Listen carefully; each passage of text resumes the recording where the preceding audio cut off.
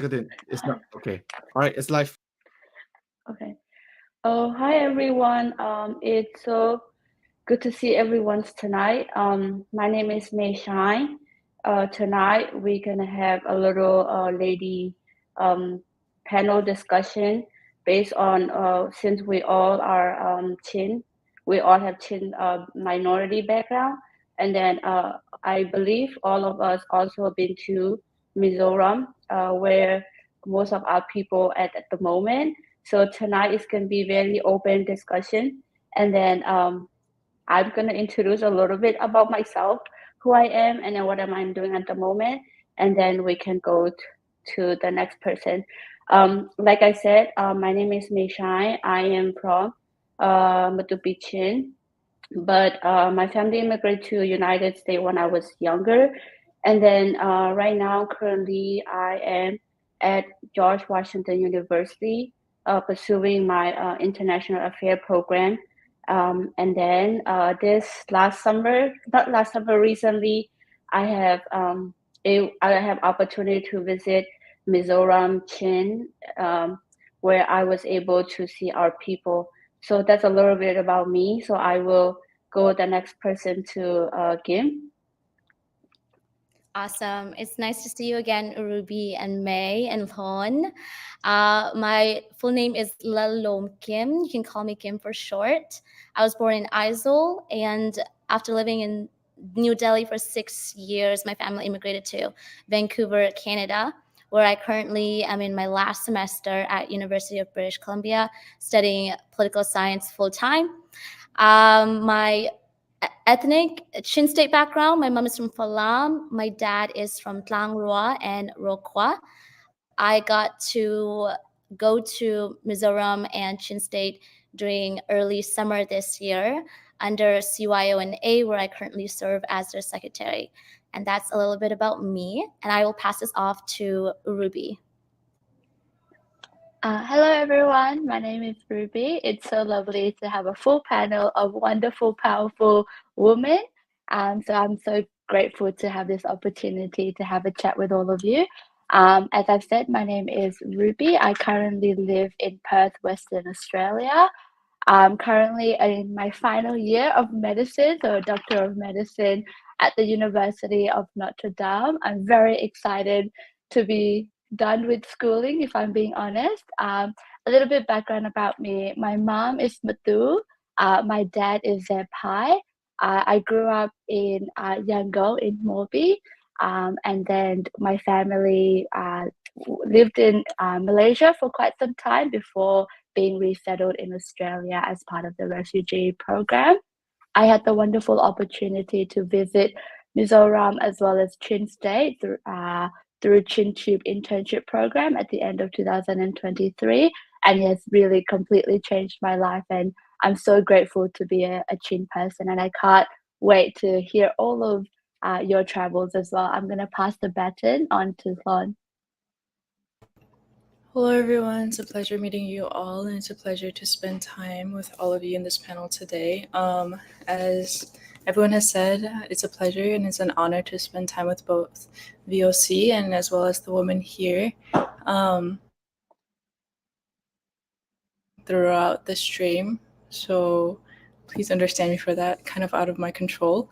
But my name is Biak Tha Hlawn, but called Hlawn for short, or Hlawn, since we're introducing ourselves in English, a little bit Americanized of a name. But I am currently a student at Stanford University studying my BS in design and my MA in sustainability.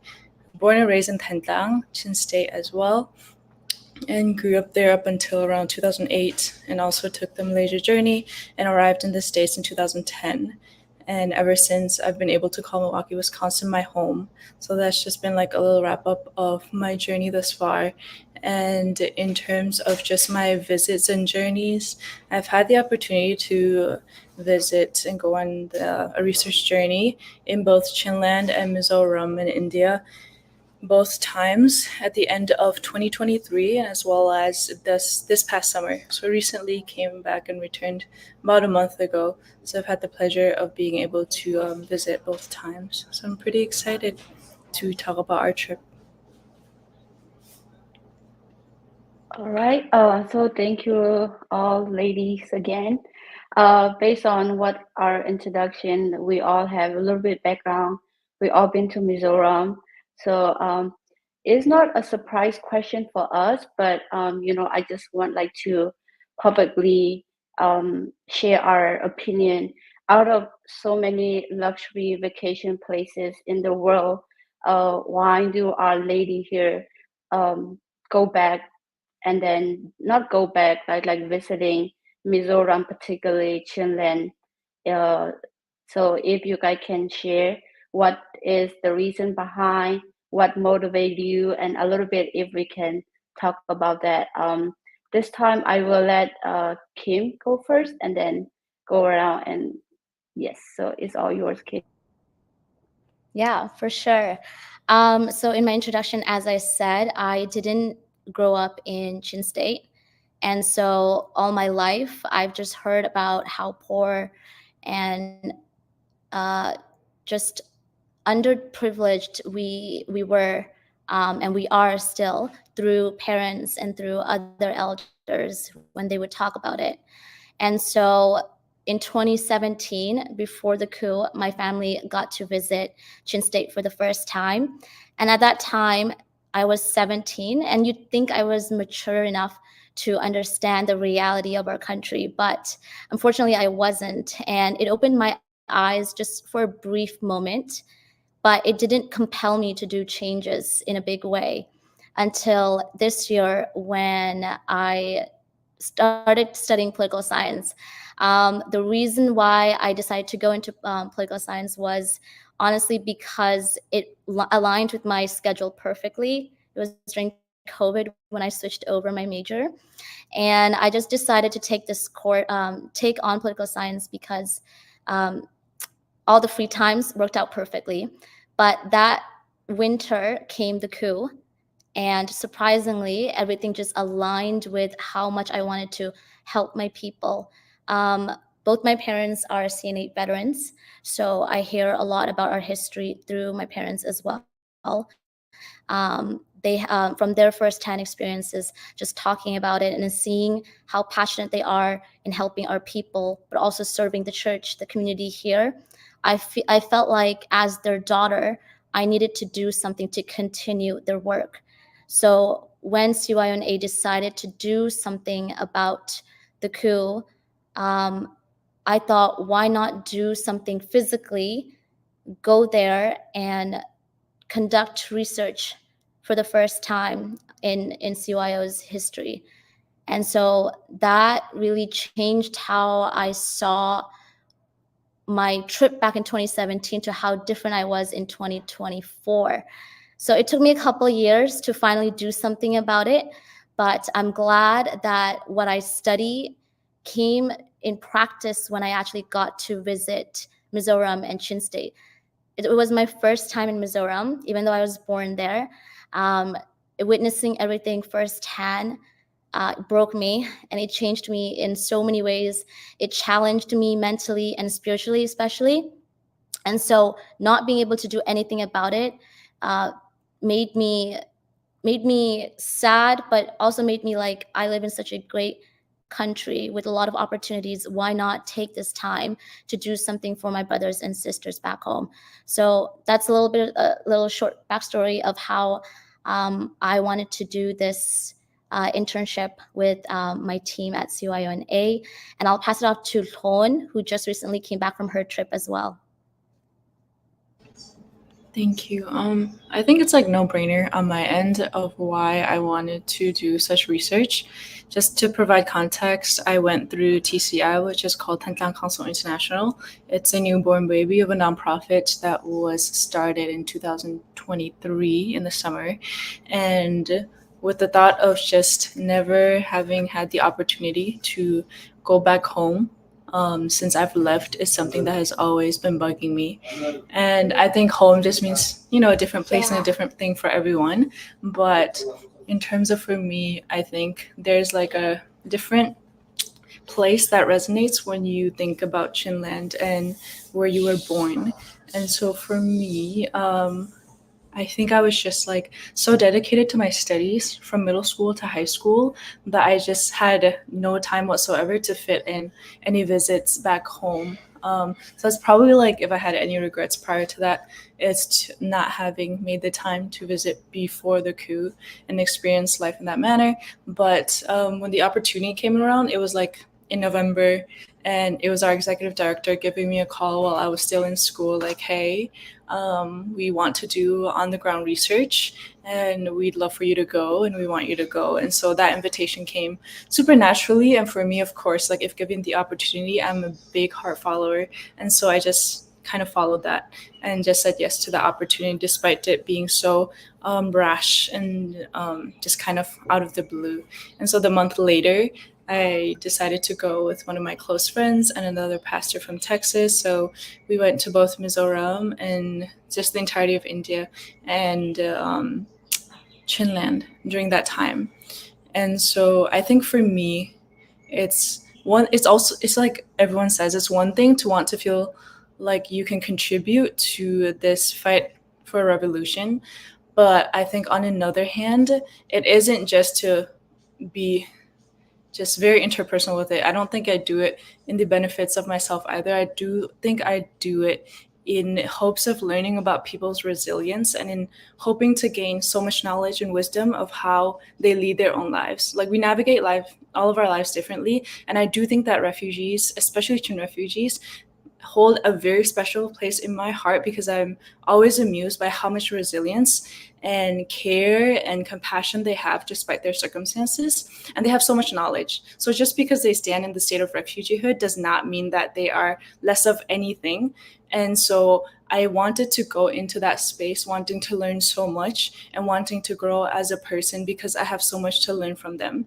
And so I think that's just that one big North Star that was for me in knowing that as a 21-year-old, I have so much to learn and the world is big and the world is vast. And I want to continue that journey and learn it from my people, from my hometown best. And so that was the biggest motivator for me on that end. And when I understood their needs, their unmet needs and circumstances, I was also pulled into going into the summer and ensuring that I can also be useful to the community. But more and more, I find that I learn more and I take more and I receive so much more than to be able to give in those settings. And I hope I can be at a comfortable place where I feel a lot less guilt about how much I can give to our community. But as of right now, I do feel like I'm the receiver of wisdom and the receiver of care and support whenever I go into these spaces. So that's the biggest motivator for me at the end of the day, bottom line. And so that's just what I'd like to share in terms of my motivation. I guess Ruby, since Ruby May is kind of our host now. Thank you so much, Lawn. That was incredible. And thank you, Kim, for sharing your motivation and your insight. I'm so inspired by the two of you. For me, what motivated me to go to ChinLand and Chin State, I have to tell you a bit more backstory about myself. Growing up, my family, we grew up really, really poor. One of my first memory of Myanmar and my childhood is waking up feeling water dripping on my forehead, and then I looked up and I saw just a hole in the roof, and it was raining. And I remember the house that we had wasn't a house at all. It was a little hut, like a straw hut that we, my family had built together. And I also remember my journey as a refugee into Malaysia. It was one of the most treacherous journey. To this day, if somebody told me, "Hey, Ruby, I would give you $1 million. Would you go through this again?" I'd be like, "No, thank you. Never in my lifetime would I do that again." And the reason I say that is because my family and I walked in the jungles of Thailand into Malaysia for 3 days and 4 nights with no food, no water. And that was a journey that refugees took. And throughout that journey, I remember clearly telling my mom, who was holding my younger brother, to put my brother down and to hold me and to hug me, because I was so afraid that I was going to die. And that if I died, I would die in the arms of my mom, who loved me, knowing that there was a person that still loved me and cared for me. And so I still remember that to this day. By the grace of God, my family came out of Myanmar, went to Malaysia, and from Malaysia was resettled. And also, by the grace of God, I'm able to study medicine, something that I hope to be able to use to share, to help my people. And then when I heard about 2021, when the coup happened, it broke my heart, because that was my first year at uni. I was like, I'm going to become a doctor. I'm going to help my people. And then the coup happened, and it broke my heart. And then I began to think about my refugee journey and how so many people are facing that, and how history had kind of repeated itself. And I thought about all the young children that had been displaced, or all the young kids that couldn't go to school, all the parents that were worried about their children and having to leave their home. And especially when they air raided Tha Hlawn, that broke my heart, just thinking about seeing the houses burned down, seeing the churches burned down, seeing the schools being burnt down. And it broke my heart, and I felt so helpless that I couldn't do anything, and I wanted to, but I felt like I couldn't do anything. And so in 2023, ChinTube came up with this internship program to send young people back home, and through Mizoram to be able to help them.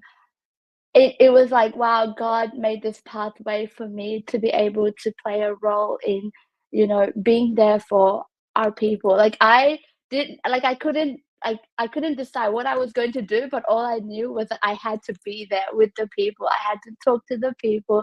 I had to be there with them to be like, hey, I know it's been really tough, and I'm here. I want to help you. I want to be here. I'm here with you.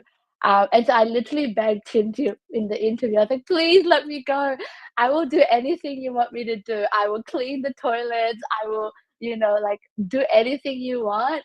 Just let me go. I want to be with my people. And so I had the opportunity to go back home. I'm so proud to be a Chin person, to be brought up in a culture where your family isn't just your family, it's everyone within the Chin state, it's the people in the village, it's everyone.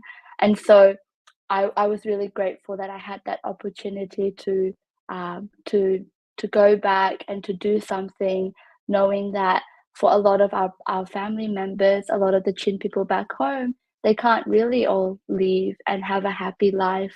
And the state, being a stateless person, being internally displaced, and being a refugee, it's a very challenging journey. And to be able to learn from them, to be able to just go and be with them, was something that motivated me to want to visit back home. Thank you so much for this wonderful question, and I'm so excited to hear what May got up to. And May, can you tell us why you went back to Chin State and what motivated you to do that? Yes. Oh my God, it was very touching moment. I want to sum up our little first conversation as it's just our perfect moment, Can you guys hear me? Okay. I just want to say this is just our perfect moment, what is happening in Burma. So I have very similar background with Ruby.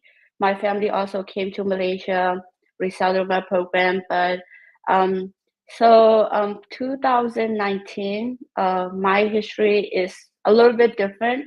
When Burma has the best time of moment in 2010 to 2020, before coup happened.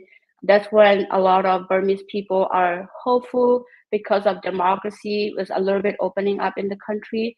So I was very lucky to be visit Myanmar itself with my sister right before coup happened.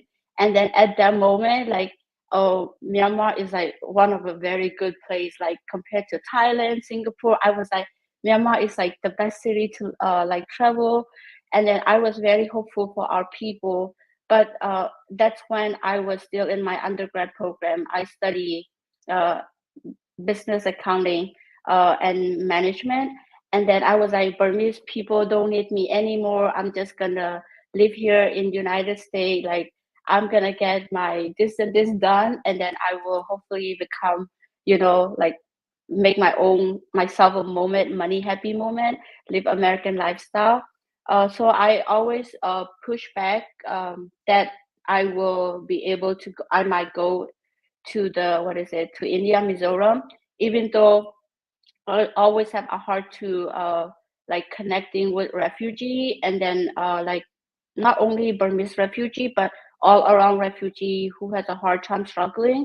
So I always have that. So I almost volunteered to Malaysia for my UNHCR program, but then I was like, oh, they don't need me anymore. So I was like, so I was myself happily.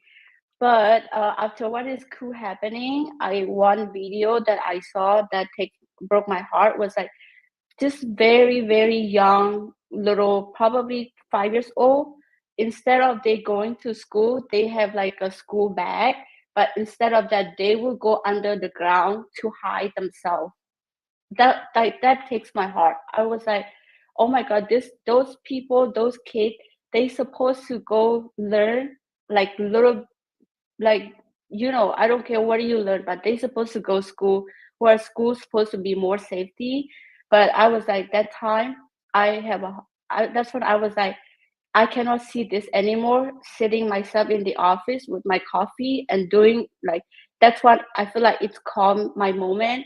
So I told my parents like I need to do something. But then international affair program is where I feel like I might be useful for my people one day, hoping not only Chin, a global as Burmese community. So I go back my study again, back to my international affair program in George Washington.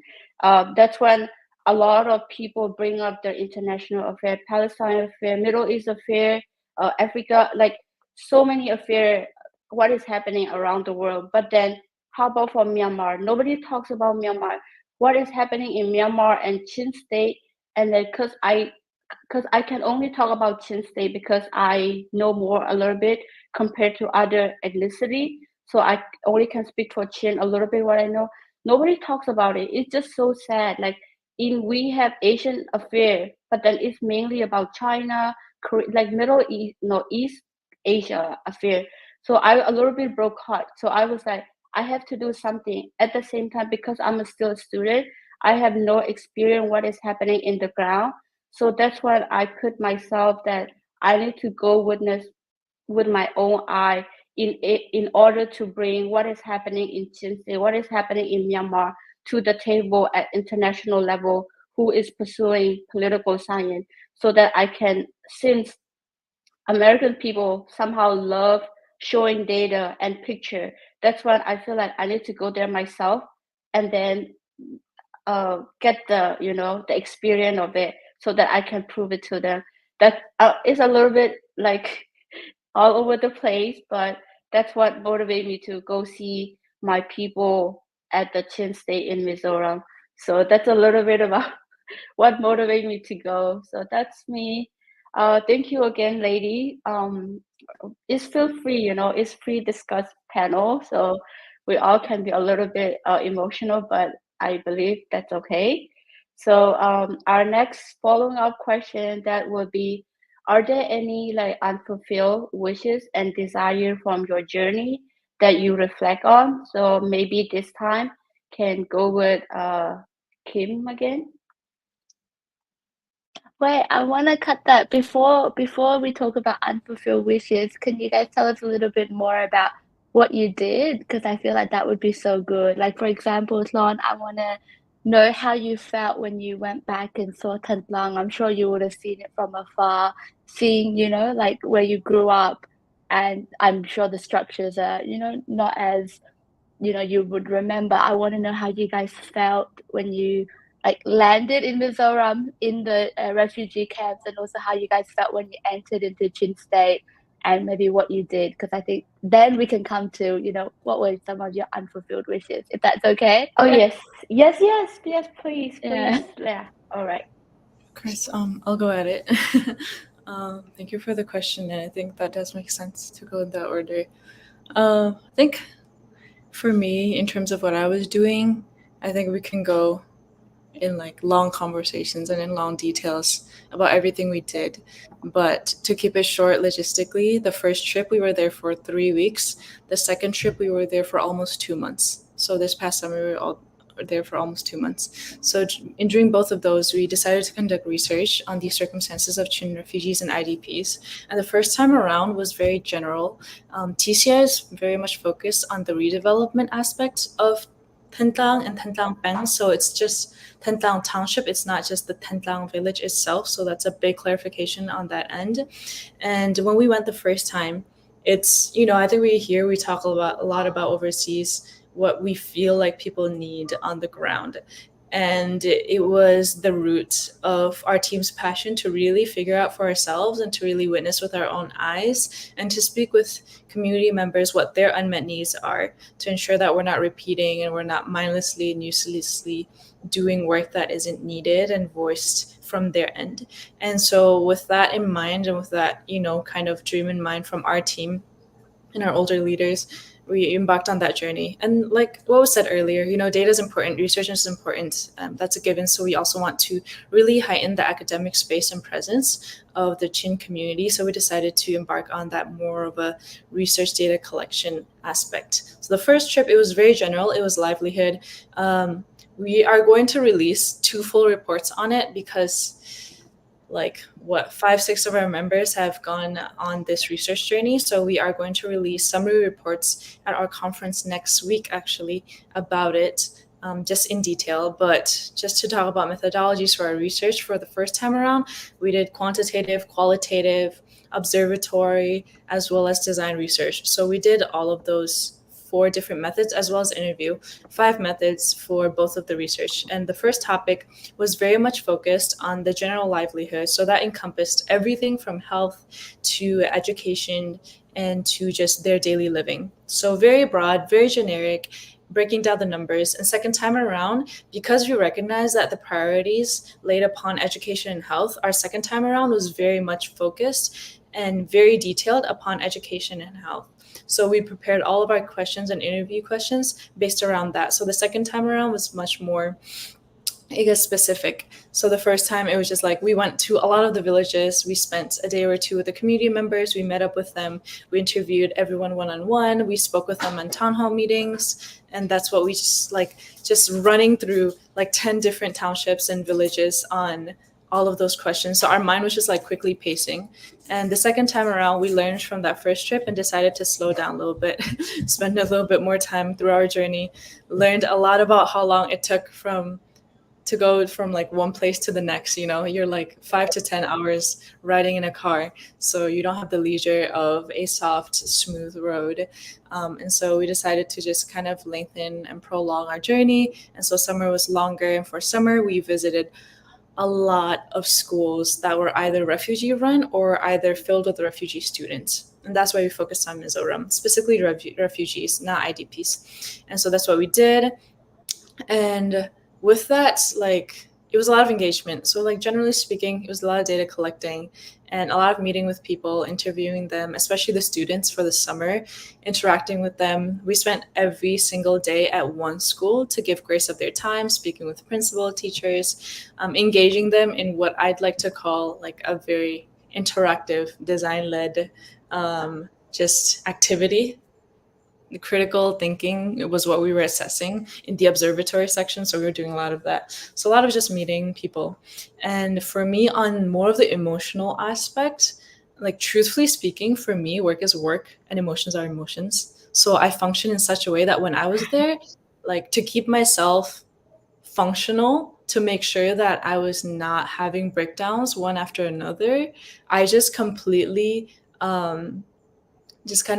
I'm missing the word for it. I just completely boxed this experience as work. So when I went, it was completely just work, or else if I had a single thought and emotion about my personal experiences, I would have broken down. And of course there were times in which I broke down on a personal matter. But for me, I wanted to really implement the idea of the work being work, or else I was really just going to lose myself.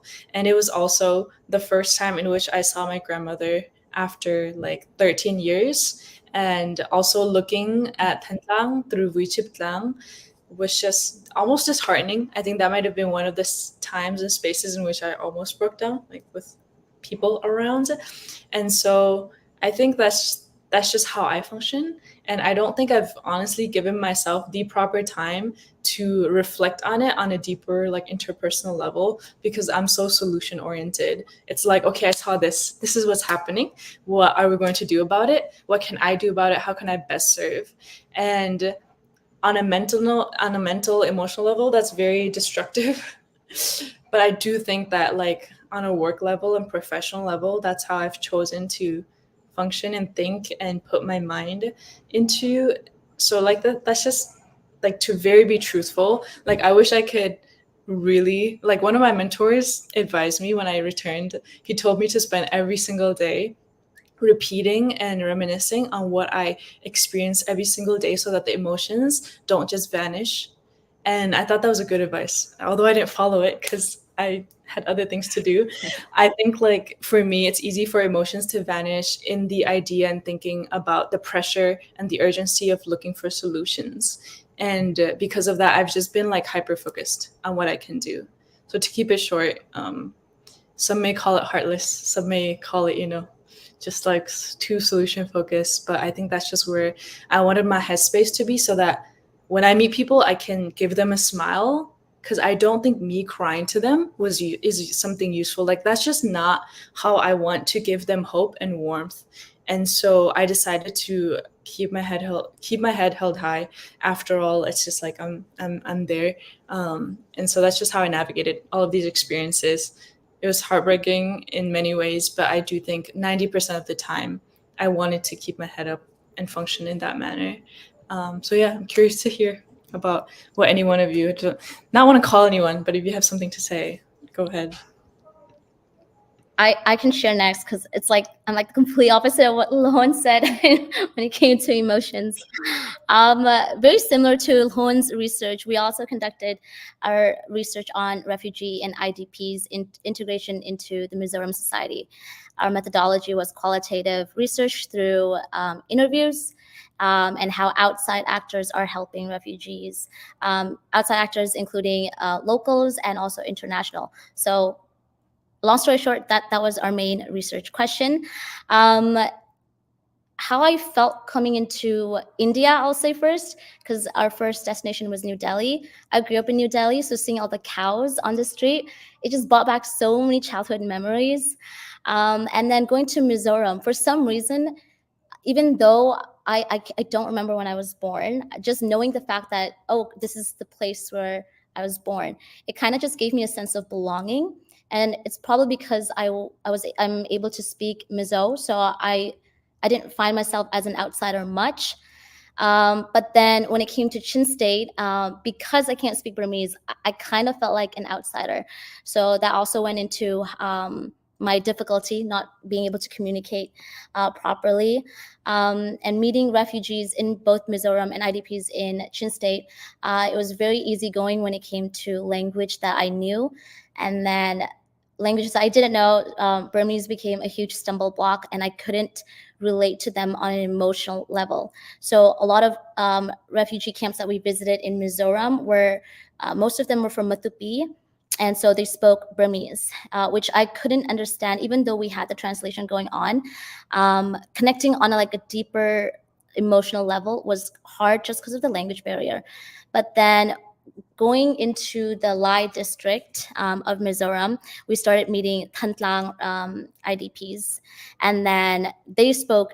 So they spoke in Lai, and I was able to understand fully, meaning that my heart was also understanding it fully.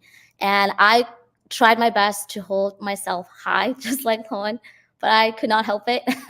I think the elders really got to me. So anytime I saw grandma or grandpa speak about the day Thantlang burnt, and they tell me all their stories. Every single place where there was an elder and they were reminiscing Thantlang, the day Thantlang burnt, I could not help but cry. I literally just cried. I wept like a baby. It was so embarrassing.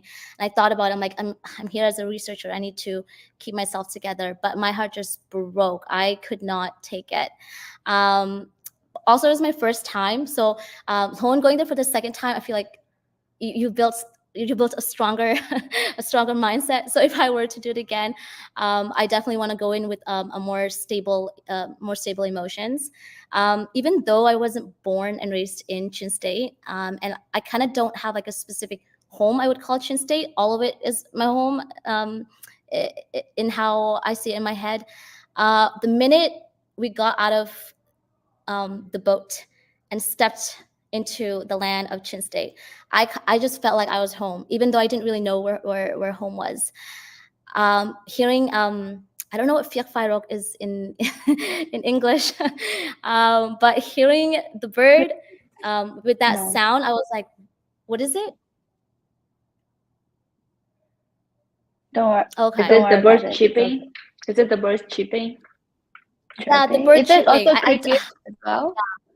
There's also like the sound of The crickets crickets at in night, ChinLand. That's beautiful. Yeah, go on. Sorry, Yeah. keep going. Yeah, all those sounds, like they were all present in 2017 when I went there in the summer. And this time I went there during the rainy season, which I will definitely never go again in the rainy season. I felt so proud to step into the land of my ancestors. I don't know what it was, but my heart was just so happy to be in Chin State. So that's how I felt when I went back home.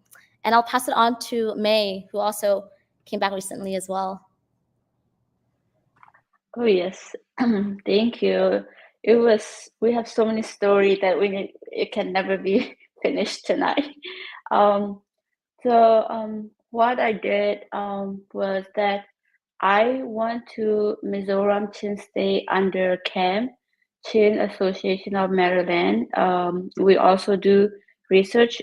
Is mainly on education department. So that we just do a lot of seeing our people, what is their living condition, like infrastructure, and then those teacher and student mainly focus. So like you said, Kim, I met a lot of Madu people where I feel like it's like the best moment I can speak my Madu, all Madu that I know, I can finally use it, you know? So every camp that the district where I am at is mainly Madu people. So every camp that we go is like mine. So I enjoy talking to them.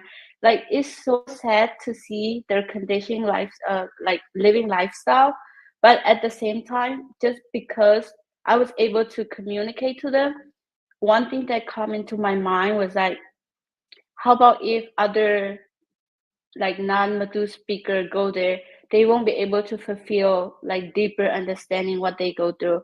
So I feel like that's my moment. So I really enjoy, even though I have breaking down in myself personally, but like Juan said that I feel like I'm the person I need to give them motivated. I'm there to, even though I cannot do a lot for them, I feel like I want them to have a little bit hope on me because of what we did, and then it was able to talking to them, and then like sharing about just basic thing, you know.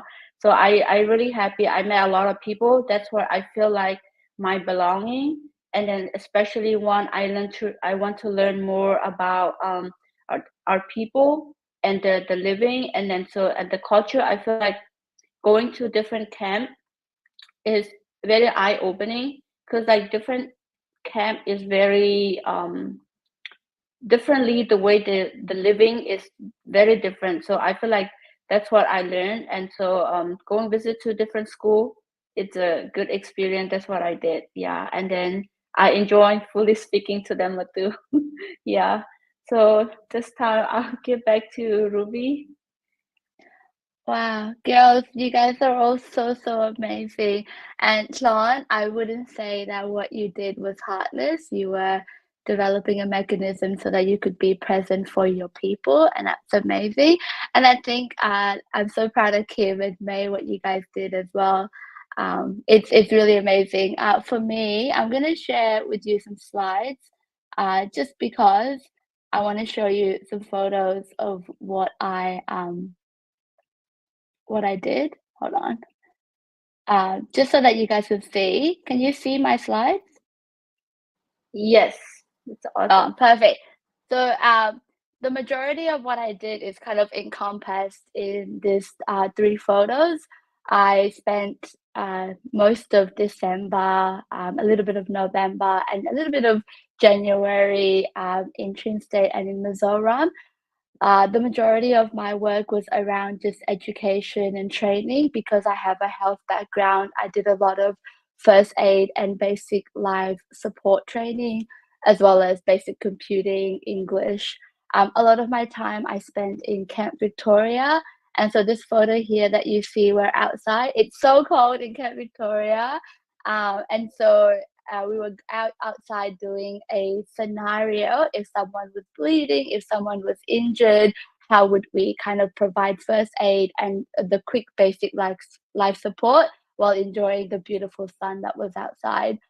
It was all around what we can best do to equip young people with some knowledge that they would need kind of day to day, and the reality of young people having, instead of going to school, picking up a textbook, instead of, eating lunch and enjoying time with friends, the reality that our people now live is that they have to pick up guns to defend themselves.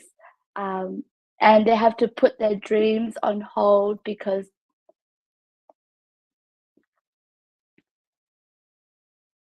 our country is falling apart because we have really bad leadership. And so I spent my time talking to the young people, learning about their wishes and their dreams, and learning about ways that they have developed resilience to be able to cope with not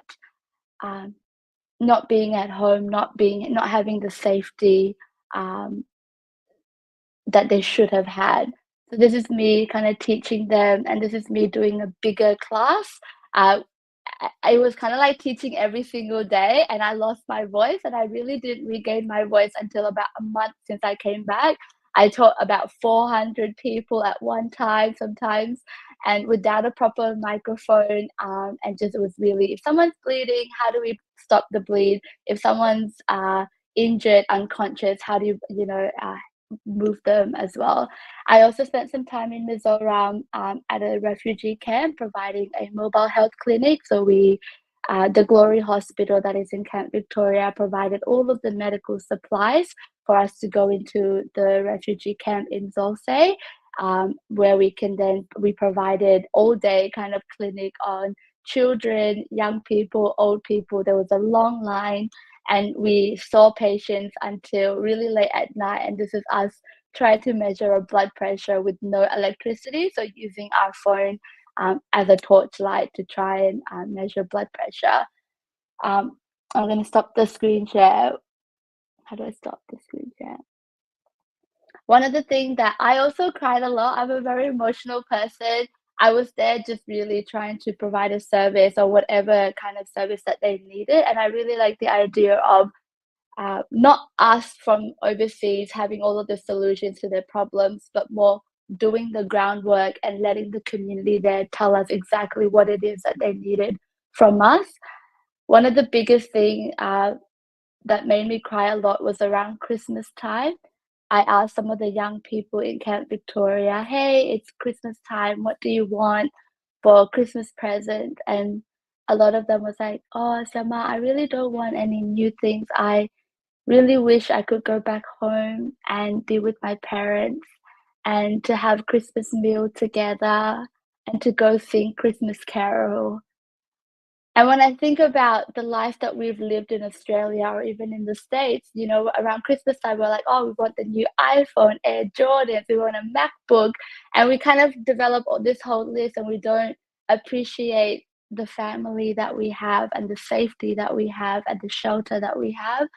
And that then, like the juxtaposition of the young people who just want to be safe, who just want to have a family, have a meal with their family, really broke my heart. And I cried a lot.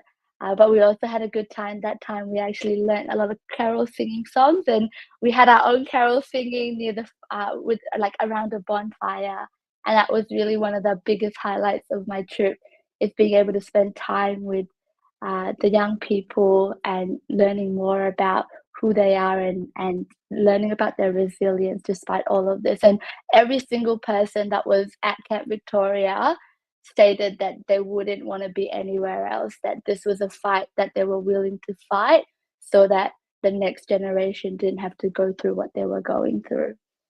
Yeah, and the next question I guess we have is leading up to what we just answered is, was there anything that you felt that you didn't fulfill, so unfulfilled wishes and desires from the journey that you have reflected upon? I'm going to throw the baton to May, and then we can go around the other way. Yes, thank you, ladies, again. There is, me personally talking, I know that I visit Mizoram, Chin State as like a student, you know, as just a research collecting data. But unfulfilled wish will be that I wish I can stay longer, and then not living at the, I want to live with them. I want to live in the camp, and then, you know, just to give myself, because I go there as a student, so we have to leave the camp. So I wish I can live with the camp people as the student, so that they don't see me as someone's higher than them. You know, I just want to be like, I want to show genuinely that I cares about you guys. So I just want to have normal people, normal lifestyle that they live. That I wish I can live with them. And then also desire is that I really wish that because I study political science, so I wish this war, what is happening in Burma, is like, I hope it won't last any longer. I wish that this, my desire is that hopefully most of the school that I've been to, I asked them, because I have to let them rate what is their school, if they can go back to Burma schooling or the camp schooling, which one they prefer. So a lot of students, they told me they want to go back to Myanmar schooling, even though it's corrupted. But just because of education, I can see why the reason they say, because it's just the living lifestyle that they has to go through in the camp. In Chin State, even though we are one of the poorest country in Myanmar under ethnicity, we all have a house, a safety house where people can stay there warm, and then family time, Christmas time, like the whole community. Because, and then when we look at their school, is some schools are like, they have to use that infrastructure as a church, they have to use that as a school. So I know what they're coming for. So I wish this war would end. And then also right now, I think our Chin people are very good in protecting the land. But what is happening, I just wish that they understand each other and bring unity, and then fight against the Burmese military, so that our little people, our little students can, and family, grandpa, grandma can, was able to go back home where they call themselves a safety place. So that was my genuinely desire for the people. And then unfulfilled will be that I wish I can spend time more with them. So that's about it. Thank you. I will pick next to Juan. Yeah, perfect. I think I have, listening to May, I have like a hot take on the, I guess, the disparity and the division of all the ethnic clans in our country in terms of Myanmar. I'll talk about that in a second after we talk about the unfulfilled wishes and desires. So if that doesn't happen, please remind me. But in terms of just like unfulfilled wishes and desires, like I said just prior, I'm super, super solution oriented and driven. And so what that meant for me in terms of unfulfilled wishes and desires is one, for sure, like I do wish there was a part of me that was more emotionally connected and more reflective of what I was experiencing emotionally for myself. So in terms of just like, how is this impacting me? What am I seeing? How is this making me go through the emotions? Of course, there's a part of me that wishes that, but I do know myself best in that I needed to be that certain way to function in that particular space. But I think there's always a desire on my end to be able to balance that act, to still show up and to still be of hope and warmth to other people, but at the same time still take care of myself in that manner. So there's always that hope and desire, you know, on my end. But at the same time, in terms of the other things, I do think that like I went into it, so I do a lot of videography and photography work too. A lot of my interests and hobbies are all over the place, but I believe in the power of art and using it as a toolkit for change. And because of that, prior to it, I was so dedicated. I was like, okay, I'm going to have this camera equipment. I'm going to have this and that. But I think balancing that with research was so difficult. And so like you want to be present and you want to make sure that you're not just forcing this camera onto people and you don't want to disrespect their space and just the value of their, you know, just themselves physically. And so I think there's always a part of me that wishes that I filmed certain things more or certain things in other ways, because I do feel that in order to understand it, people need to see it. We can talk about it all we want. People have written numerous, endless amount of articles, but things still don't change, right? And that, I think that says one thing about where the state of our revolution is. And so I think one big thing that I would always want to strive for in returning or in terms of wanting just more solutions is anything that's art oriented and art focused, and anything that can bring about those stories through the eyes so that it can eventually move into touching the hearts, because just reading it on paper is obviously not touching the hearts of the people. And so that's just like one big unfulfilled desire that I have in terms of every single time. And I do it every single time too, though. It's like, it's always like, I'm sure you all understand, like you go and you want to film, but you're like, you want to be immersive into the experience and you want to be with people. So how do you balance that with recording everything and then taking pictures? It's such a dichotomy of two worlds clashing that I wish that I went on a trip where I'm just so dedicated to just documentary and filmmaking, that that's like all I really focus on, instead of just like I'm doing research and I'm talking to people, interviewing them and meeting them. So I think that's just like one fulfilled desire that I hope to kind of pursue in the near future if given the chance. And I do hope to create that chance myself and to create that opportunity even if it does not exist.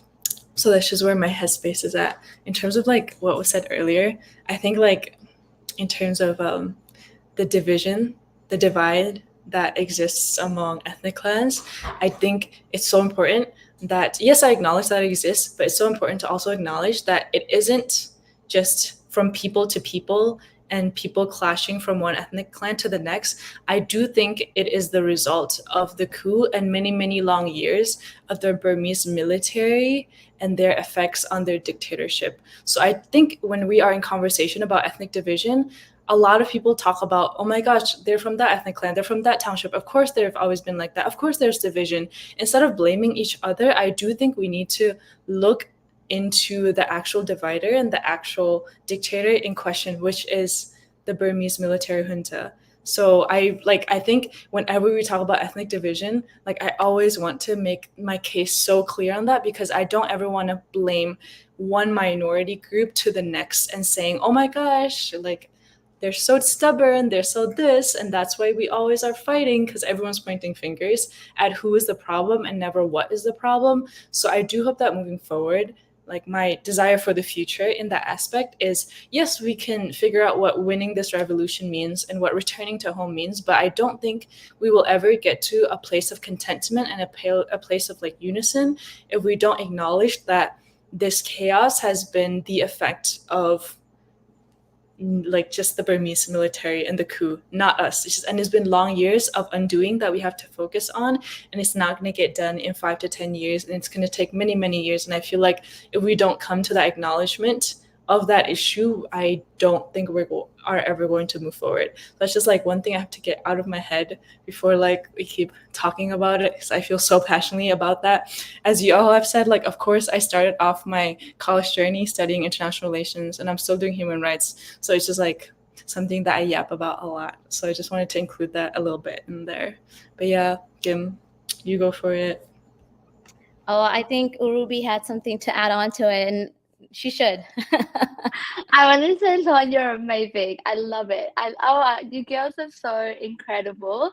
Also, I really do agree with, using different forms of media to share and advocate for our people. Number one, the first question I want to ask you is that can you show us your like photo video within this little live, like your favorite, a couple, like your top 3 picks? And then also for the rest of the viewers that want to see these artworks or photos and videos, where do we find them? Because I think like an image is very powerful, like it can say, more than what 1,000 words can say. So I completely agree with you. I'll ask that question first, and then Kim, you can come in. Yeah, of course. I don't love like showcasing my work like that, but I will do it. After all, I'm doing it right now. Kim was talking about like the tipi earlier, right? Like when you get off the boat and enter. Yeah. This is it. Like this is one of my photographs. Wow. It's like that's when the realization hit me too. I'm like, wow, like I'm not in Chin State anymore. Like I'm going back to program, and I'm like, whoa. But this one is one of them. I absolutely love it, and I can screen share in a bit. But this is also my laptop background. Just wow. In fact, that's wonderful. I can screen share a lot more, and yeah, if I can entire screen, I'll just share my entire screen. Yeah. So a lot of these have just been just in my own inbox. Can you guys see it? Wow. Yes. Yeah. Okay, let's start from Wow. So these are the students from New Delhi. It's Agape Mission School. Yeah. It's all refugee students, all like different ethnic clans. This is, an interview we did with them. It was so powerful. They're so smart. They're so wise. We asked them questions like, what does refugee mean to you?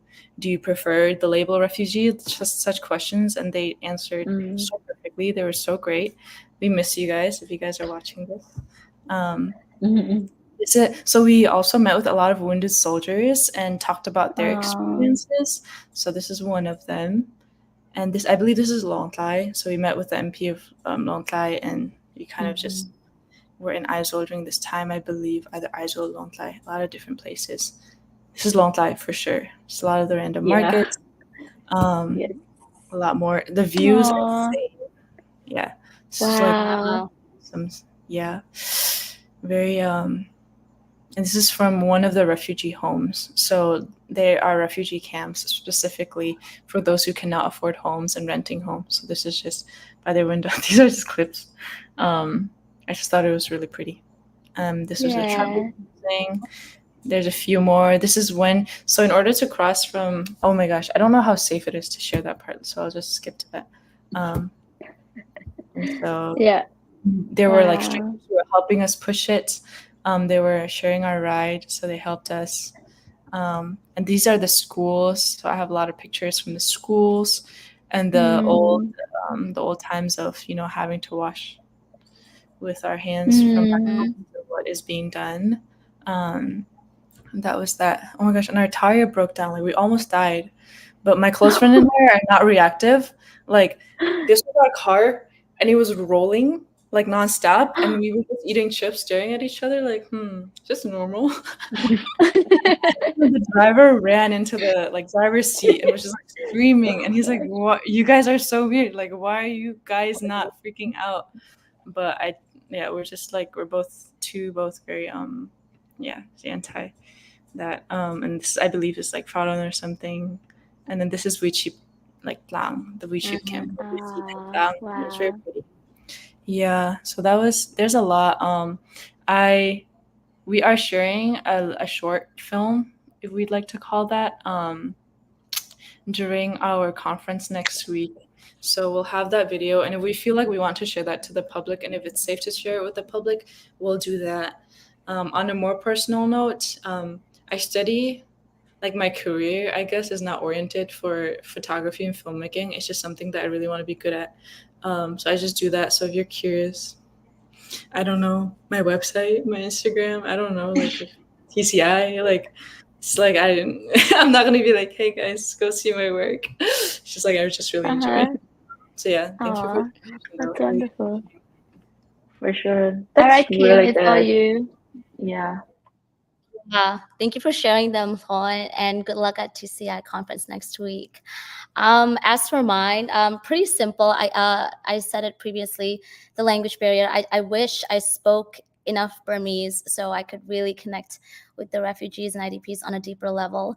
And I didn't stay long enough in Chin State. So my team, when I was with me, we stayed in Mizoram for 3 weeks, and then we stayed in Chin State for only 2 weeks. And we stayed in one village like one night, and then the next one was another village. So every single day we would be at a different place. And if I were to do it again, I would stay for a longer period of time, like Ruby and Hlawn did, like a month at one specific location to actually do, I think, effective, sustainable work. You got to be at one place for a really long time and really get to know the people, like what May was saying. And also something that I kind of struggled with a little bit was going with a big team. We were a team of 5, not too big, but not too small. However, I know some of you went in just like a pair, which I think is like a great amount, depending on what you want to do, of course. Leading my team, so also being the team leader, at the same time being a researcher, kind of put me in tough positions at some points throughout our a month and a half trip. So if I were to do it again, I would definitely go in a smaller group and really just take the time to get to know the place and the people longer. So we're not just going there for one day, staying for 2 hours and dipping. And when we do that, I feel like we leave them, like what Hlawn was saying, we're leaving bad impressions on them, or they see us as their hope. They think we can solve all their issues. They think we can give them everything. I think one place asked for like an MRI scan to me personally, as if I can whip that out. It made me so sad because I couldn't give as much as I wanted, of course. So definitely longer period of time at one location is going to be my next goal for my next journey if I were to do this again. Last but not least, Ruby, what were some of your unfulfilled wishes and desires? I like to live life with hopefully not too many unfulfilled wishes and desires.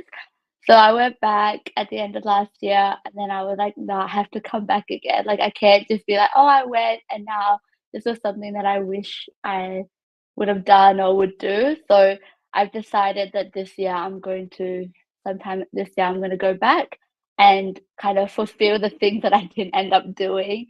One of the biggest thing that, like, I spent a significant amount of time crying, as you can tell, I am a very emotional person, was how our people don't have access to healthcare. Like, healthcare is a fundamental human right as defined by the United Nations. And when I think about all of the people that I met, there was one family that stood out in particular. It was a mom. She was 32 years old. I have an older sister around the same age, and she lived in one of the refugee camps, and she has 2 younger children, a girl and a boy.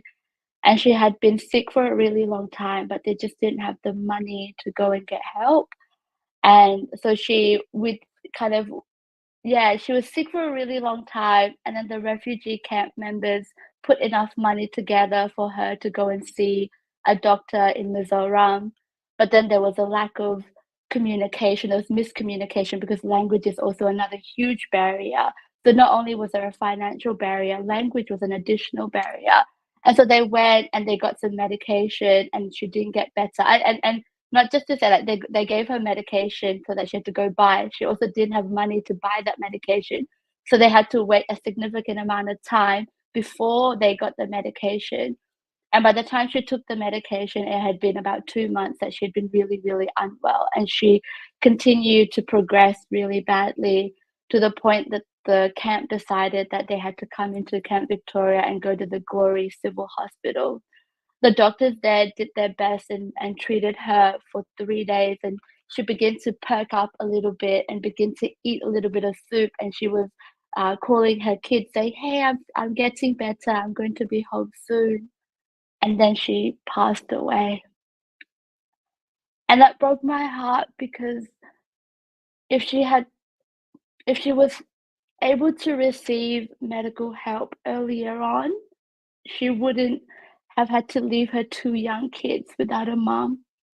Her young kids now sleep without a mom.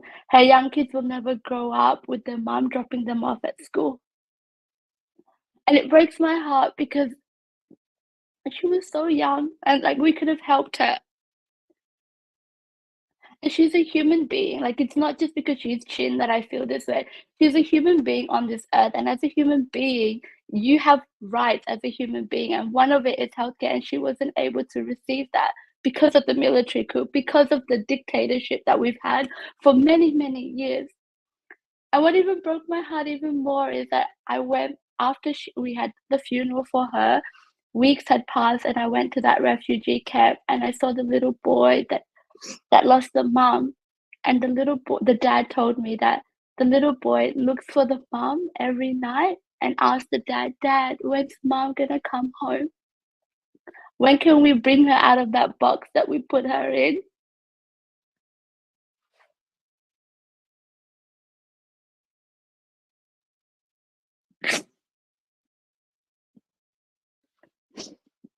It's so unfair that our people are going through that.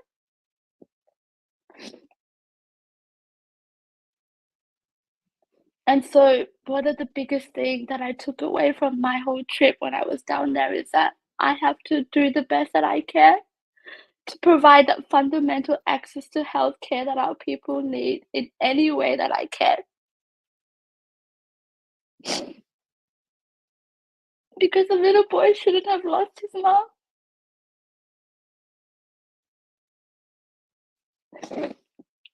Anyway, so I'm going back, and and we started this project called Heal ChinLand Project, just here in Australia, with the person that I did the Chin Tube mission trip with, and we hope to provide access to healthcare and education for Chin refugees and IDP. And I'm going to be there on the ground doing those mobile health clinics, so providing vaccines, providing painkillers, providing antibiotics, providing multivitamins for our elders, and doing anything that I can to provide hope for our people. And it's very little, it's not a lot, it's very little, but we are all blessed with lots of different skills, and I hope to be able to use mine. And there's a lot that young people can also contribute towards that as well. Anyway, I'm gonna stop crying now. Somebody ask a different question, please, so that I can maybe wipe these tears away and stop crying on live. Yeah, I'll just add a comment to what Ruby said. I think for those of us that have that's gone back home for the first time and actually experiencing, witnessing firsthand to see how our people are struggling, we realize how privileged we are to live in such a great country where we have roof over our head and where we don't have to worry about what we're eating the next day. Whereas our people back home, some refugees, they live to eat literally from what they make at the market. And that's not even a for sure thing that they'll get money. They'll make profit that day. And if they don't make profit, they just don't eat anything for dinner. So it just reminds us that we are so blessed that we get to be the voice for our people, be the voice for the voiceless. Just wanted to add that in after Ruby's comment. But we can move on to our next question, which is what are some of the obstacles that you and your team faced in your field research, and how did you overcome them? I think Hlawn is like the most recent one that came back from her trip. So if you want to start us off. Yeah. Sure. Before starting off, just wanted to really like center ourselves into like Ruby's emotions.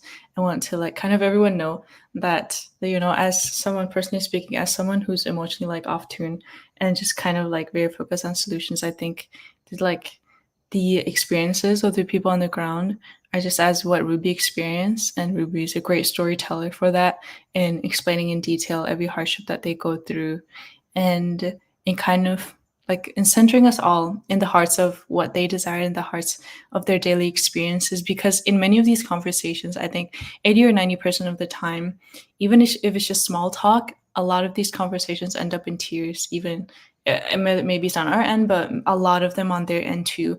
And so the hardships we face aren't just like, okay, these are numbers and these are what they are going through, but also very oriented on emotions and the hardships that drive it home. And I think to really like ground us even further, I think when we ask them about when we ask refugees and IDPs in their interviews about how badly they want to return home, I think the biggest metaphor or the biggest like story everyone always tells us is, I'd rather go back home in my home like village and just stand at the rubbles of my home rather than to be here in the space, even if my house is, you know, okay, even if these camps and these homes are providing me good health, etc., etc. So I think in someone choosing like a home that's been burnt versus being in a place where they don't feel like home, I think really understanding that their sense of home is so connected to their village and where they were born and where they've grown up, that we shouldn't let it diminish within our interpretations of home. Because I feel like I have the privilege of answering the definition of home by saying, oh, home is wherever the heart is, right? And I think that comes with privilege, is because in the many places that I've called home, I've been blessed with like a roof over my head, and I've been blessed with people around me and being able to dream for the potential of a better life. And so I do think that in grounding us into Ruby's emotions and the experiences that everyone I'm sure have had here, it's just heartbreaking and very brutal in the reality of their world. And the dichotomy of when we return back home is like kind of insane. Like we're still in our head, and what we see, we're like, oh my gosh, that's a sink, that's a bathroom. But then in our head, there's like a second layer of images that occur. It's like, wait, what about like, you know, that bathroom, like in Mizoram or in Chin State, and etc. So I think that dichotomy is always something that we cannot just say that you have to just go and experience and either see in pictures. Just want to keep grounding that.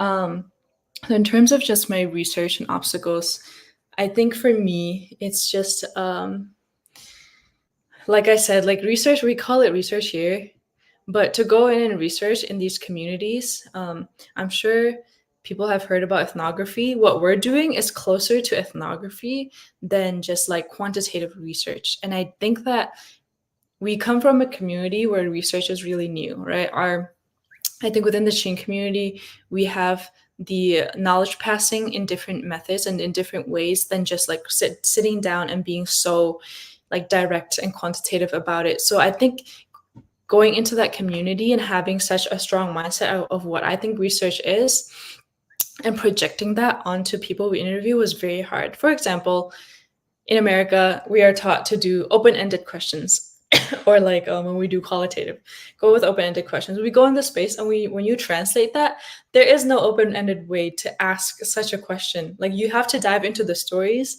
So instead of spending like 20, 30 minutes interviewing one person, you will spend at least a minimum of like 1 hour. So as a researcher, like planning so rigid and planning in such a very objective manner is so difficult. And so the first time around, we like really felt like a failure. Like my Teresa and I, we were just like, nothing is hitting home. Like we're not getting at anything that we want. We want to research 30 people, we research 5.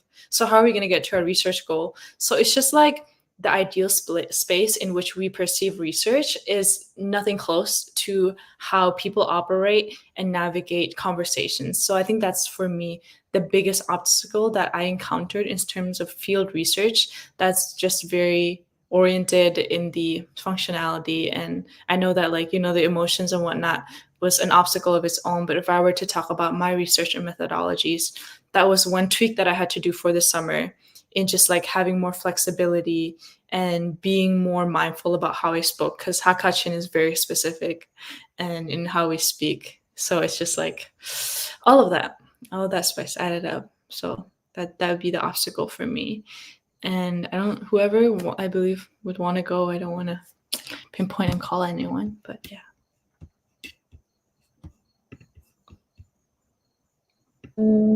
I guess I can go next. The major obstacle I would say is like, it's just me a little bit like emotional. Like I know since that our research is very new to our community, especially in the Mizoram. I feel like we do a lot of research. I know that research is more like a long run project that we all understand in United States. It's not just like we do research and then we have a solution right away. It's not like that.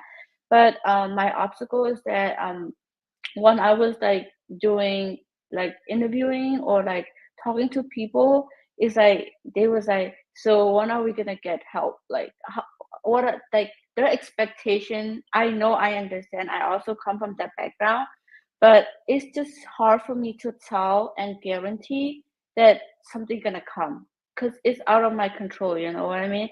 So that was my obstacle. And then talking, because like Madu is also has so many dialects, and then because I have to be very flexible. Sometimes I ask this one person like open-ended question, but it, like Juan said, like they will just give me everything, anything. In order to get the answer that I want, I have to listen that first in order to get the next question.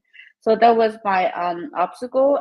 And then the other one is not only research, but like talking to them and the way they're seeing their infrastructure, the way their living condition is. I feel that as like an obstacle for me, because I encountered this one lady.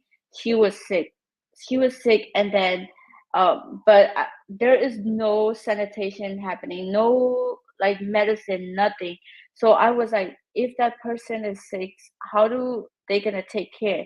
They was like, they just let them stay at home with very high temperature, doing nothing, just laying on the little house, like the bamboo house. That was like very hard for me to see. That was my obstacle. And then the other one was that I have a hard time accessing technology in some area. And then one night I have to spend with no internet, no cell phone, nothing, without calling my parents. I think like limited resource. And then I also went there during the rainy season a little bit, so I encountered landslide and roadblock. So that was hard for me to go the next location district to do my research. So that's something I have encountered. But overall, I enjoy it. It's a memory. So I'll give this to Ruby. Thank you. Thank you everyone so much. A major obstacle that I faced was actually more around safety. I want to show you guys my screen and just kind of the audio as well, or just a video. Hold on. Not this one, this one. My biggest obstacle, because I was actually in Chin State. It's supposed to be a video, but it's not playing. It's okay. I was in Chin State for the majority of my time, and the biggest thing was worrying when an airstrike was going to happen, or this in this picture here, this is a video of a trench that has been dug up, and this is where people go to if they know that a jet fighter plane is coming. And one of those nights, so this I'll share a little bit around this photo. Maybe I'll end the sharing. One of the nights we were trying to help somebody that was really unwell at around 9 o'clock, myself and Valter, who is my partner in crime. And we hear on the RT, so they get a little RT and they're like, hey everyone, it's unsafe. You have to go home or go to the nearest bomb shelter. And we were quite far away from the nearest bomb shelter. And so we had a driver, one of the hospital drivers, drove really, really quick. Like we went, I felt like I couldn't breathe. I felt like I was gonna vomit. Yeah. And then we ended up inside the bunker, and Valter and myself and the driver kind of sat there with our phone as torches, kind of just waiting for some clearance to be like, hey, it's okay, you're safe to come out.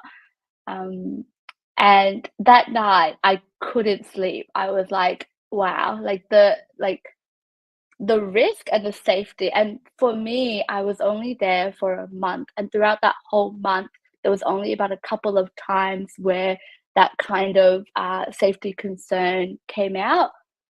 But when I reflect back, there is a lot of our people that has been constant threats for 3 years. This is the reality that they live in, that any point in time that there could be a jet fighter plane that comes in, drops a bomb, houses, churches burnt down to the ground. And so that was the biggest obstacle for me, was around safety concern, and really just like reflecting on how that would impact our people if that was the constant state of fear that they were living in for the last 3 years that they have been living in. So I think that was more, maybe that's something that I'm happy to share with you guys. And then if there's maybe more time, I'm happy to share others, but I might just leave it at that, if that's okay.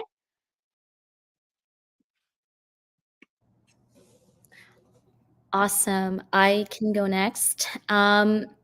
Besides like the physical obstacles, like most of you mentioned, going there during the rainy season was it was a battle, honestly. A lot of landslides, a lot of broken tires, and just not being able to move and being stuck on the road for hours without service because the roads were just that bad. Besides all of that, this may seem like a really random obstacle, but I found that a lot of IDPs and refugees, when they shared their stories, you can clearly see that there's a lot of trauma in them. It's been 3 years, and there's little hope, I would say. Some did have a lot of hope and faith in the future, going back home, perhaps seeing Tha Hlawn again. But because of their hopelessness and just trauma from all of this, it was hard to give motivational speech. I don't know if that makes sense, but a lot of times we would be invited to go to churches, and just randomly, without telling us, they'd ask us to speak. And I'm sure you guys all experienced that as well. Trying to give speeches and just motivating them to stay true to God, stay in faith, when it's so clear that it's done. There's no more hope left for them. It was hard because I didn't know what to do. I didn't really know what to say. When I encountered somebody like that, I just said, let's pray together, because I really didn't know how to give them the emotional support that they needed. So I would say emotionally, that was my biggest obstacle that I encountered within my 1 month and a half stay there.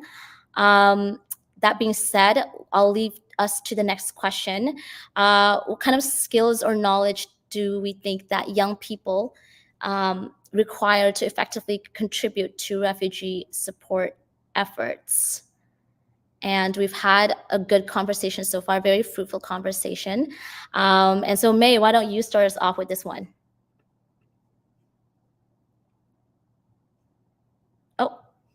May, Just you're on unmute mute. yourself. Oh yes, yes. This is very interesting topic that I kind of like always want to talk to other young people like me, discussion. So I think we don't need to have necessary specific skill or knowledge as a young people in order to have contribute to our people. I believe personally I believe that it doesn't matter what field are you. I think especially people outside of the Chin in Mizoram. I think if you are in school, just go school, invest in education. I do believe education is the key to open all the unlocked door, because it doesn't matter what field are you, medical field, sustainable, like development, like international affair, it's all matter. When you are in school, I would say learn something that you really passionate about. Like someone might be very good at technology, and so it's not because what is happening in ChinLand. Like some like older generation was like those are not important, but at the moment they only want to focus about what is happening and encounter daily lifestyle. But I would say learn any skill set, and then because like when we are back to our country one day, all these skills going to be necessary: technology, business, economic, everything. So I want to say that. And then not the skill, and then that's the skill. I think that all that's going to be effective. Also for refugee, I believe knowledge transfer is very important as a young kid. Like now that we have I would say compared to a long time ago, we have technology, access to technology, even though we are in the state, like how today Ruby's in Australia, and then we all on different part of the state and Canada, but we can still do Zoom or like some kind of international access that we can learn them through technology. And then the other one is networking. Networking, when I say networking, mean like advocacy, because like we know that what is happening in Myanmar, and then what is going through our people in the Chinland, it's very hard for them to bring awareness if people who live outside of those countries. So I think that in order for them to have effective and supportive for our people, I think we should genuinely learn something and then transfer our knowledge to each other, be united, and then network, and then also be advocate for our people in the back home, those who cannot. So I think I would like to end that way. I will go next to Ruby. Thank you. Perfect. I love your answer. That was very good. I also agree with what May said. You don't need to have these incredible skills. It's good if you do, but it's not a prerequisite in order for you to do work within your community and for your people. The main thing that matters is having the heart for your people, having the passion and the heart to be like, hey, I am blessed. How can I also then be a blessing to my people? If you can speak English, amazing. You can teach English, right? If you can write in English, you can also do that. Even better if you can speak multiple languages and dialects from the Chin state. There is so much that you can do as a young person. And the main thing that really matters is having that heart for your people. And I like to tell people wherever I meet that, especially like in Australia or even in the States, like we are so blessed. Like we're blessed. Like imagine look at you. One of you is from Stanford, one of you is in Canada just studying, one like in Georgia. Like it's amazing that you get to go to these incredible schools in the world, not just within that little, US of A. It's like big, like globally renowned institutions, and that's a blessing. And that blessing isn't just so that you can go and make money, become extremely rich, buy a Tesla truck. It's so that God has blessed you significantly so that maybe one day you can be of use to your people and to be able to share your knowledge, your skills, and your blessing to to your people. So I really want to encourage young people that are watching this live today or maybe rewatching it later. You don't need to have any specific skills. Don't wait until, oh, I'm going to finish this first. Let me get this degree first. Let me do this first. Let me work first. No, the time is now. We are actually so privileged that we can be a part of rebuilding a nation. We play a part in helping rewrite our history, writing the right side of history. So whatever you have now, the skills you have, use it today and do what you can for your people. And it doesn't mean you have to go back to Chin State. For example, if you don't have the capacity to go back to Chin State, if you don't have the capacity to go back to the refugee camp, use your platform, use your social media platform to advocate. Tell the people in your school about Chin State. Tell them about Myanmar. Tell your friends, family, your soccer club, whatever it is that you do, you can actually do it. So act now. Your time is now. Do what you can for your people is, I guess, what I would say in terms of how our young people can contribute towards the efforts for our Chin people. I'm going to pass it on to Kim. For sure. All of you guys said such great things, so I'll keep it very simple. Number one, count your blessings. And number two, similar to what Ruby had said, be a blessing for our brothers and sisters. And I'll keep it as simple as that, since May and Ruby has said so much great stuff. But if Hlawn would like to add anything to that, she can add to it as well. Okay, perfect. For me, I'm very much like a framework based. So I've separated into 4 categories. I think it's like 1 is like conceptually speaking, or in terms of skill sets. That's 1. 2, I believe in like the attributes and characteristics that we must hold. 3 is like what I believe the important careers are, and then 4 is just the area of focus that I think are the most pressing. And they're not big. Like these aren't like fully thought out. They're not marinated. This is just like at the top of my head. This is what I feel like is the most important to me in this moment of my life right now. It can change tomorrow. It can change in a few years. But in this moment of time, this is what I feel. In terms of the skill sets and concepts, I think I'm very passionate about sustainable development and innovative design.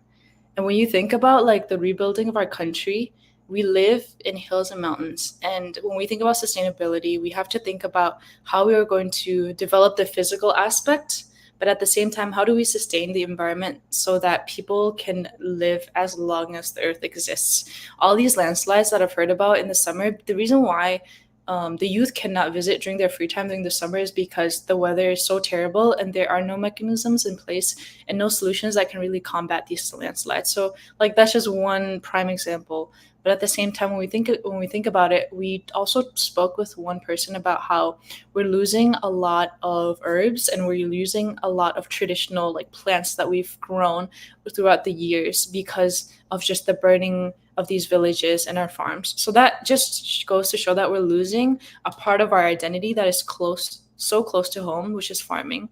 And so when we think about sustainable development, we think about it in the aspect of nature, and we have to think about it also in the aspect of the world. Like we have a restart button, like Ruby said, in which we can renew and rebuild our country and villages. So when we think about it, like what kind of design do we want to implement to our villages that would make our towns and places unique and that really resonate with people and how they feel about home? So sustainability in the sense of what it means to preserve as well. And the next thing is just like innovative design. I'm crazy about design. That's why I major in it. And I think innovation has to exist for such things. We've gone through many years of wars and we have not been innovative about how we want to move forward. So I do think that it requires such innovative skills to realize that we have small resources. Our currency rate is very like low, like our value of the money is very low. We don't have resources, but how do we scale that up so that we're still meeting all of our necessary basic needs? So I think we have to be super innovative about that, and people need to just think a little bit beyond what their typical, like, oh my gosh, let's get a vacuum cleaner for this one. Like it's not going to work back home. And so I think innovative design is important. And the other things is just like history is so important. We hope to keep learning about that. Burmese, I feel like is very important if we were to return. And I don't also know Burmese. I just know Hakachin. So that's just like a wish. I think Burmese would be very important to know, to really be in conversation with the majority groups and cross-functional teams. And then leadership, of course, is a given. In terms of attributes and characteristics, like humility and commitment, of course, passion is a given, but humility and commitment, I think, are so important. Humility in the aspect that, yes, like we've grown up here, and yes, we are privileged to receive such education, but you should also know your place, that you have so much to learn. Like we have so much to learn. There is so much wisdom and knowledge that comes from our people, that just because they've entered the state of refugeehood does not diminish any aspect of their human being and the experiences that they've faced.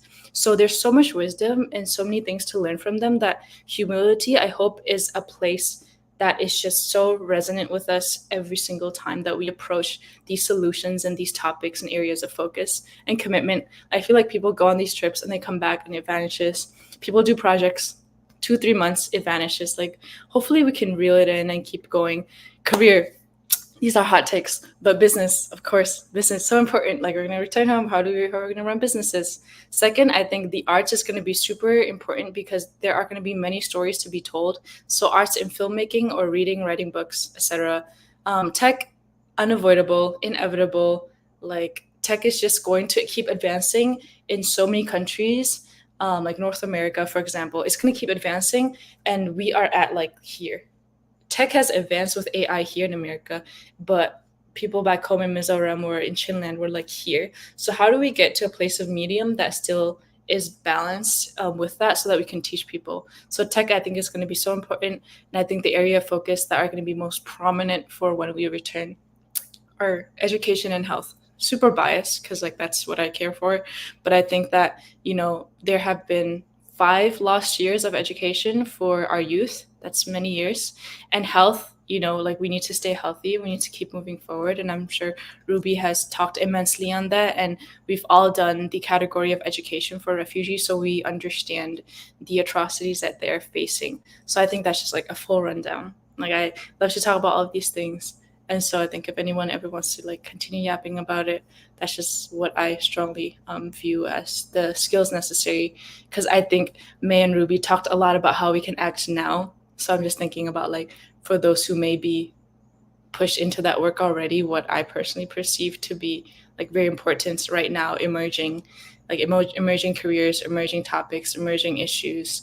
And those are all very biased. Kim, did you answer, or did you just kind of like toss that question to us? I did. Yes, I did answer, but I can do my closing remarks, Okay. and then I'll just pass it off as well.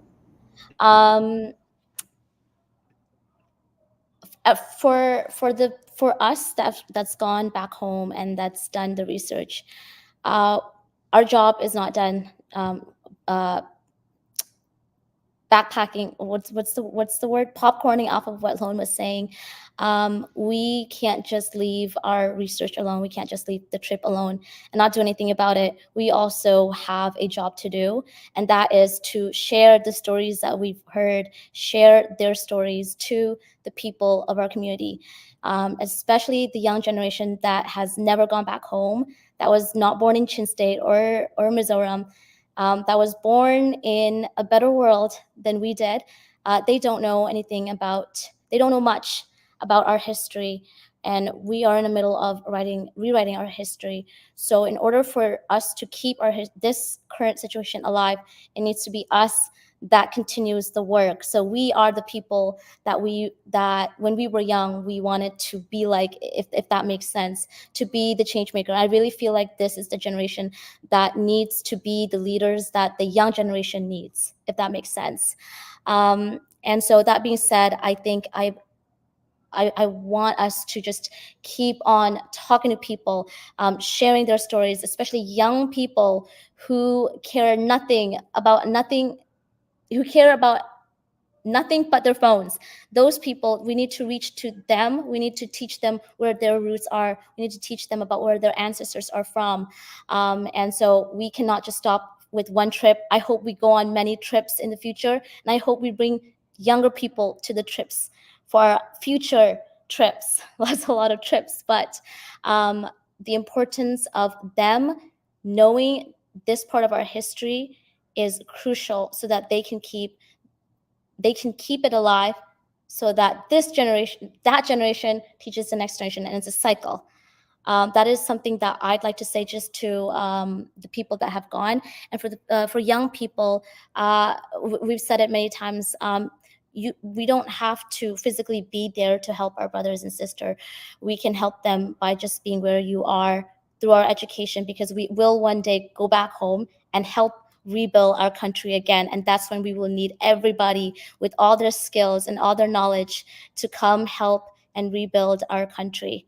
I will bounce this off to May for her closing remarks.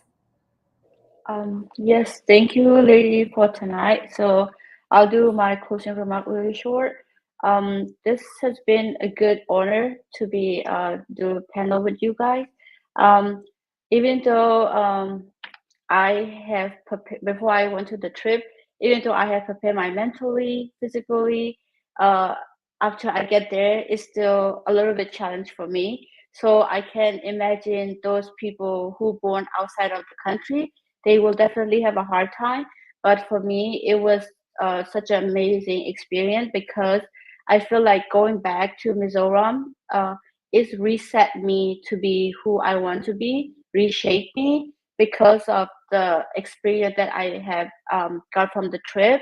So it's very eye-opening experience for me, and then it was amazing to interact with our brother and sister in the Mizoram. And then it was I was able to experience our unique culture from all different people from Chin. So I want to say that our young people, we need to unite it, even though the Burmese military has been divide us for a long time, because that's what they want, so that we cannot unite. So that now it's our time to write our own history. So I think instead of blaming for each other for township by township, I think we should come together as one. We can do it because these are young people, and then not now that we have all able to access technology, and a plus bonus is that we all can speak English. It's not Chin dialect, or it's not about Burmese. We all can speak English.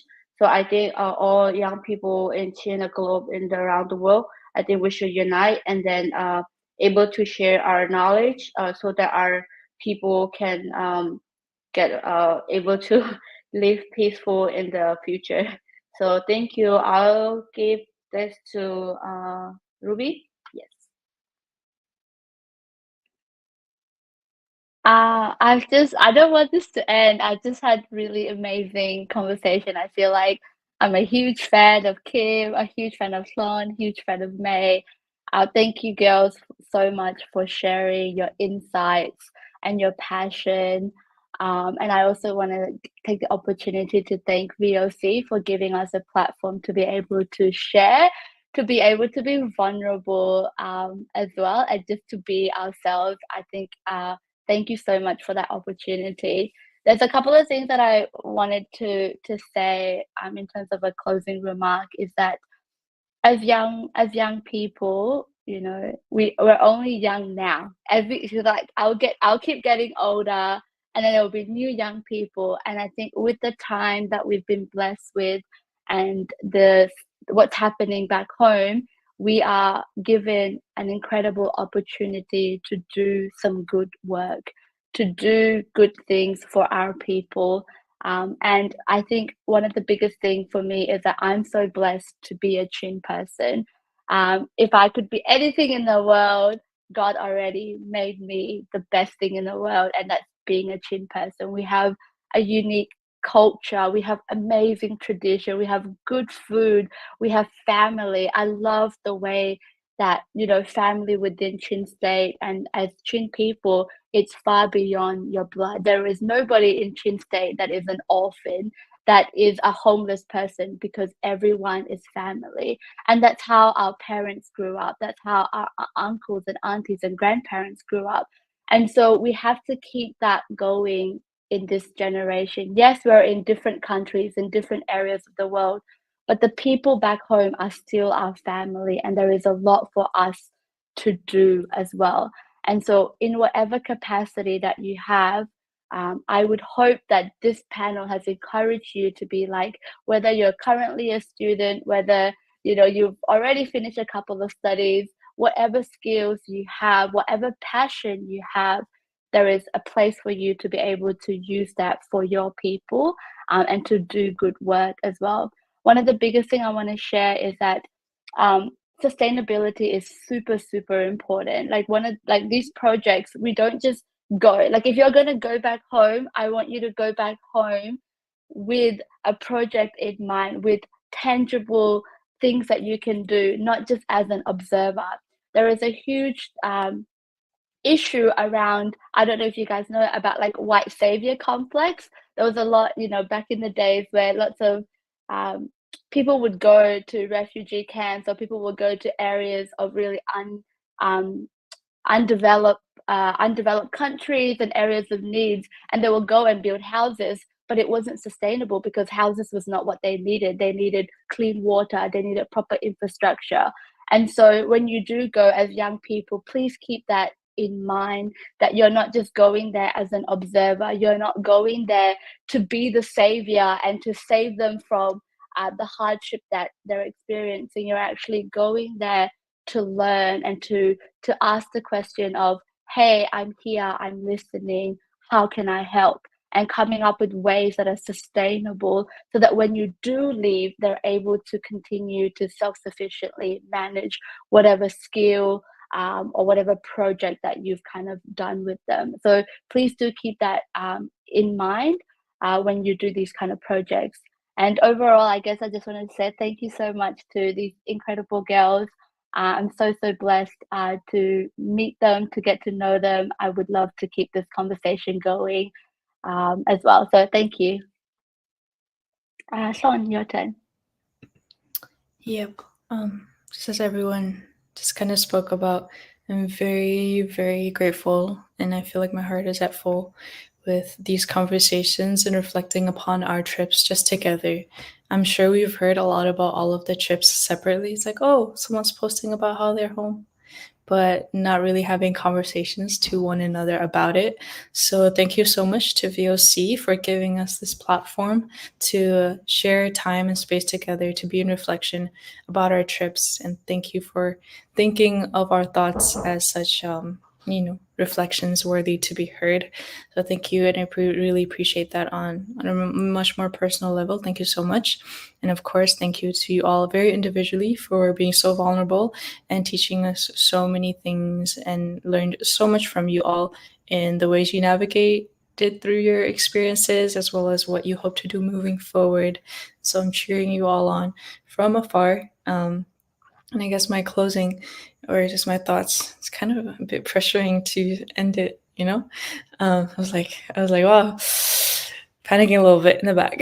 But in terms of just my thoughts and my hopes for the future, is for me, I'm very optimistic. And I think there is this quote that talks about the Khmer Rouge, and this one particular actor is just talking about just a revolution and how one wins a revolution.